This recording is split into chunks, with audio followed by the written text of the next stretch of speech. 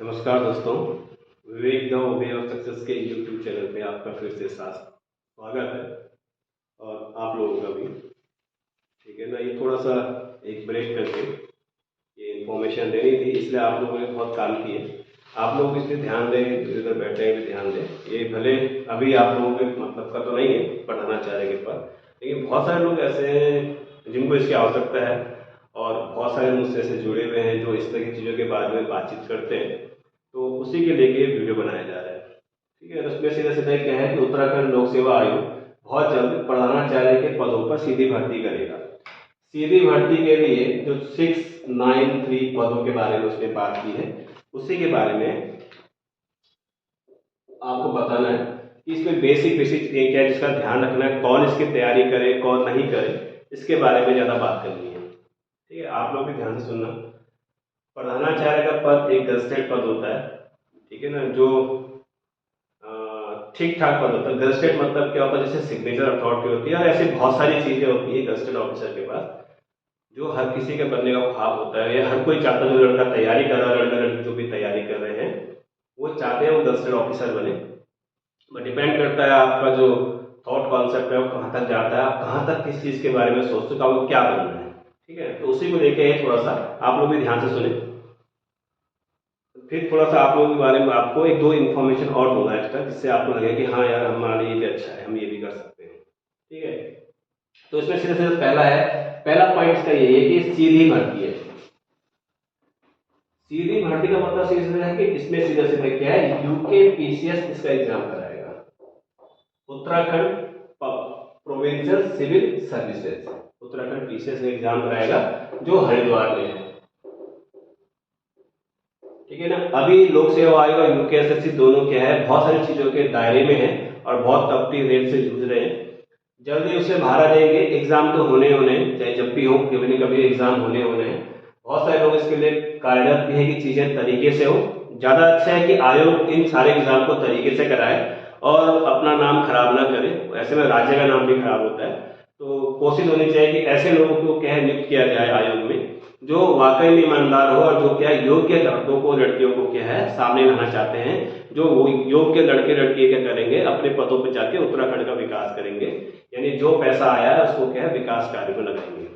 तभी 5 साल में हम बहुत कुछ ग्रोथ कर सकते हैं। इसको लेकर मैं एक वीडियो बनाऊंगा किस तरह से विद इन 3 to 4 ईयर हम क्या कर सकते हैं, उत्तराखंड को डेवलप कर सकते हैं। बस थोड़ा सा एक हमें मोटिवेशन चाहिए कि कैसे भी करना है। खैर उसके बारे में हम लास्ट टाइम बात करेंगे, आप लोगों से मैं बात करता रहता हूँ। ये छोटी ही जानकारी के लिए वीडियो बनाया जा रहा है। दूसरा इसमें जो है योग्यता को लेकर है। योग्यता यानी क्वालिफिकेशन क्या चाहिए इसमें, इसमें जो एचएम होगा या जो एलटी होगा और दूसरा क्या है लेक्चर। ये 3 प्रकार के प्राणी या 3 तरह के लोग क्या कर सकते हैं, इस फॉर्म को भर सकते हैं प्रधानाचार्य के पद के लिए। अब इसमें थोड़ा सा झोल है। झोल क्या है, इसमें 2-3 तरह की चीजें हैं। इसमें जो एचएम होता है इसको हेड मास्टर या हेड मिस्ट्रेस बोलते हैं। बेसिकली ये junior high school, junior high school मतलब क्या होता है 8th क्लास तक का। उसके बाद वो क्या होता है 10th क्लास होता है, फिर क्या है हमारा 11th 12th होता है।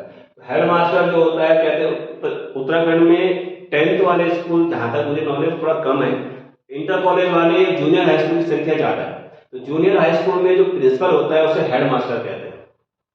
ठीक है ना। उसकी जो प्रोसेस होती है अलग होती है। अभी केंद्रीय विद्यालय के भर्ती आई थी, उसके एग्जाम हुए हैं और रिजल्ट आने की प्रोसेस चल रही है। वहां पर एचएम का क्या होता है डिपार्टमेंटल एग्जाम होता है। कई उसमें डायरेक्ट रिक्रूटमेंट भी होते हैं, उसमें बहुत अच्छे पद होते हैं। स्टेट में इतने अच्छे पद नहीं होते जितने अच्छे उसमें होते हैं। केवी में जैसे असिस्टेंट कमिश्नर कमिश्नर ऐसे पद भी रहते हैं, यहाँ पर ऐसा नहीं होता। यहाँ पर पीसीएस के माध्यम से जाना पड़ता है, शिक्षा विभाग के माध्यम से नहीं जाया जाता उसमें। तो एचएम का पद है, तो एचएम वाले चाहिए इसमें। दूसरा इसमें क्या एलटी। एचएम क्या हुआ, जो मतलब इसमें काम कर रहा है बहुत लंबे टाइम से। तो जो व्यक्ति एचएम बन चुका है या एचएम के पद पर है और उसे काम करते करते 2 साल हो गए, ये मैं बता रहा हूं जो लोग डिपार्टमेंट में काम कर रहे हैं उनके लिए एचएम। और जो 2 साल को रहे कैसा संतोषजनक, संतोषजनक में काम कर, जिसकी सीआर खराब ना हो, जिसके सीआर में क्वेश्चन मार्क या कोई पॉइंट ना लगाओ किसी काम को लेके, वो लोग इसके लिए योग्य होंगे। मतलब वो लोग क्या है प्रधानाचार्य का फॉर्म भर सकते हैं। ठीक है ना। दूसरा इसमें जो है जो जो लोग पहले एलटी में काम करते थे फिर वो लेक्चरर में प्रमोट हुए और उन्हें ये काम करते करते 5 साल हो गए। यानी जो पिछले 5 साल से लेक्चरर है, ठीक है ना, ये कंडीशन है कि एलटी से प्रमोट होकर लेक्चरर में गए हैं, 5 साल उन्हें लेक्चरर के पद पर काम करते हो गया, वो लोग भी क्या है प्रधानाचार्य का फॉर्म भर सकते हैं। अब ठीक है ना, ये दोनों चीज, इसका मतलब इन दोनों पॉइंट से ये क्लियर होता है जो 9th और 10th का टीचर है, ठीक है, जो 9th 10th के टीचर हैं वो लोग क्या ये फॉर्म नहीं भर सकते। यानी आप सिंपल एलटी टीचर हो, आप ये फॉर्म नहीं भर सकते, आपका हेडमास्टर होना जरूरी है या फिर आपका लेक्चर होना जरूरी है। दूसरा इसमें जो समझा रखा है वो क्या है डायरेक्ट भर्ती को लेकर है। डायरेक्ट भर्ती मतलब क्या होगा, जो लोग डायरेक्ट लेक्चरर भर्ती हुए थे, जैसे 2012 में लेक्चर के फॉर्म आए थे, तो जो लोग 2016 में गए, 2018 में गए थे, अलग अलग टाइप के फॉर्म आए थे, तो जो लोग डायरेक्ट लेक्चरर भर्ती हुए हैं और जिनको काम करते करते 10 साल हो गए, यानी जो व्यक्ति, जो लड़का लड़की, जो विद्यार्थी पिछले 10 साल से एज अ लेक्चरर कहीं पर भी उत्तराखंड सरकार में कहीं पर भी क्या है किसी भी शिक्षा विभाग के किसी भी स्कूल में अगर जॉब कर रहा है तो वहां पर क्या है उसको 10 साल हो जाने चाहिए, ठीक है, यानी संतोषजनक कंटिन्यू सर्विस होनी चाहिए। कंटिन्यू शब्द उसमें आएगा, कंटिन्यू सर्विस होनी चाहिए एज अ लेक्चरर, उस व्यक्ति क्या होगा इसको योग्य होगा। बाकी इसमें देखो शासन या प्रशासन आने वाले टाइम में कुछ और चीजें इसमें ऐड करेगा, लेकिन मैं आपको सबसे बेसिक चीज बताता हूँ, ये तो होना ही चाहिए, इसके अलावा चीजें ऐड करेंगे। जैसे कई लोग अटैच हो जाते हैं, तो वो काउंट होगा या नहीं होगा, ये बाद में विज्ञापन में मेंशन रहेगा कि वो लोग इसमें जो अटैच होकर कुछ और काम करते हैं, शासन प्रशासन को सहायता करते हैं, तो वो लोग इसमें शामिल होंगे नहीं होंगे, ये भी इसमें बताया जाएगा। जहां तक मुझे लगता है वो लोग रहेंगे शामिल उसमें, ठीक है, तो इसको आपको ध्यान रखना है। तो लेक्चर जो है 10 साल हो गए वो लोग फॉर्म भर सकते हैं, यानी जो फुल फ्लैश लेक्चरर है जिन्हें 10 साल हो गए वो फॉर्म भर सकते हैं, जो हेड मास्टर रह चुके हैं वो फॉर्म भर सकते हैं, जो एलटी से प्रमोट होकर लेक्चरर बने हैं 5 साल हो गए वो लोग फॉर्म भर सकते हैं, ठीक है ना। तो इसीलिए कई सारे लोग अपना प्रमोशन नहीं लेते हैं, एलटी के एलटी में रह जाते हैं, तो उन वो लोग इस चीज को समझे। लेकिन ये भी है कि पिछले 20-22 साल से ये फॉर्म आए नहीं है, तो किसी को उम्मीद की भी नहीं कि इस तरह की चीजें कुछ होगी, लेकिन आगे क्या इस तरह की चीजें हो सकती है, इसलिए आप उन चीजों का ध्यान रखें, ठीक है।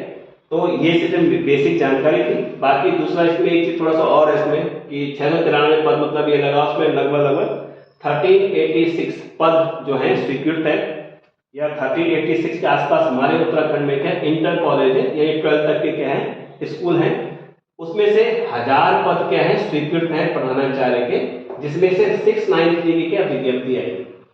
ये जो मामला है पिछले 2 साल से लगातार अखबारों में कभी न कभी आ रहा था, और इस बार क्या है कैबिनेट की बैठक के बाद क्या कई सारी चीजें फाइनल हुई हैं, और इस बार क्या थोड़ा क्या बड़े डिस्क्रिप्शन के साथ ये आया है, इसलिए ये वीडियो बनानी पड़ी है, ठीक है ना। तो जो लोग डिपार्टमेंट में जॉब करते हैं, जो भी करते हैं, विद इन 3 to 4 मंथ ये सब कुछ हो जाएगा। आप लोग ये क्योंकि जहां तक मुझे सूचना मिली है उसमें यह है कि जो नया सेशन शुरू होगा यानी जुलाई का, ठीक है, जून जुलाई, क्योंकि जून में छुट्टी थी, जुलाई से नया सेशन शुरू हो सकता है कि इस महीने यानी अप्रैल का महीना विज्ञप्ति आए और मई में क्या कर दे वो क्या कर दें आपका सारा क्लियर कर दे, क्योंकि आयोग में बहुत सारे लांछन लगे हैं, तो वो स्पीड से काम करेगा, अच्छे तरीके से काम करेगा, रिजल्ट जल्दी देगा, तो क्या है गवर्नमेंट को बेनिफिट रहेगा। तो इस पे आपको ध्यान देना है। और आप लोगों को इसमें तो आप जितने आप लोग बैठे हैं इनमें से अभी कोई इतना योग्य नहीं है, मतलब आप लोग कोई टीचर नहीं हो, इसलिए आप ये फॉर्म नहीं भर सकते, सीधी बात है। लेकिन जैसे आप क्या है एमएससी मैथ से आपका एमएससी और क्या होता है जैसे आपका बीटेक है, ठीक है, बीटेक आपका क्या सिविल से, हाँ सिविल से है, आपका बीटेक किससे मैकेनिकल से, हाँ तो ये मैकेनिकल वाले हो गए। इधर से क्या एमएससी मैथ वाले हो गए, एमएससी केमिस्ट्री आपका, ठीक है ना। आप जैसे तो आप लोगों के लिए जो एक कॉमन पद आए फॉर्म आएंगे वो है पॉलिटेक्निक लेक्चरर के 300 पदों पे विज्ञप्ति आएगी, तो उसके लिए आप लोग फुली एलिजिबल हो। वो एसडीएम से ऊपर का पद होता है, मतलब ऊपर एसडीएम के बराबर पे स्केल होता है, 5400 ग्रेड पे होता है। वो भी क्या है कि पॉलिटेक्निक लेक्चरर होता है, वो अपना आप में बहुत अच्छा पद होता है, बहुत सारे लोग तैयारी करते हैं, बहुत सारे हमारे जानने वाले ऐसे पदों पे विराजमान है, तो वो पद आपके लिए भी है। अभी तक उसमें केवल जीएस का एग्जाम होता है, जीएस होता था, अब बाद में थोड़ा सा इंटरव्यू होता सब्जेक्ट का। अब जहां तक हमें सूचना है इसमें क्या होगा आपके सब्जेक्ट का और जीएस का, जैसे उत्तराखंड में इंटर कॉलेज लेक्चरर में होता है प्री और मेन एग्जाम होता है, ऐसे पॉलिटेक्निक लेक्चरर का भी होगा, प्री और मेन एग्जाम होगा। मेन में आपका सब्जेक्ट आएगा, प्री में आपको जीएस पढ़ना पड़ेगा, इसलिए जो पढ़ा रहा हूं उसे पढ़ो, जीएस पेपर में आएगा ही आएगा, समझ रहे हो। बिना जीएस के उत्तराखंड के हिंदी के आप कोई भी एग्जाम नहीं निकाल सकते उत्तराखंड में, और उत्तराखंड एसएससी बहुत लंबे टाइम से कह रहा है कि हम क्या करेंगे, अब प्री मेन कराएंगे। जो मैं बच्चों को पिछले 10 साल समझा रहा हूँ कि यहाँ प्री मेन होना चाहिए, प्री मेन होना चाहिए, ऐसे में क्या है ये चीजें खत्म हो जाती है। कम से कम ग्रुप सी के एग्जाम में लेटर राइटिंग, ऐसे राइटिंग, ये सब चीजें जरूर होनी चाहिए, तब जाके उससे कुछ ना कुछ तो आएगा। निबंध लिखना नहीं आता है या उसको नॉलेज नहीं है तो फिर ऐसे बच्चों को बाहर कर देना चाहिए। बाकी आयोग की तरफ से अच्छा काम कर ही रहा है। इसके अलावा जो भी जानकारी होगी उसके लिए आपको अलग से वीडियो बनाया जाएगा। बाकी हम क्लास शुरू करते हैं। आप लोगों को जय हिंद, जय भारत, जय उत्तराखंड।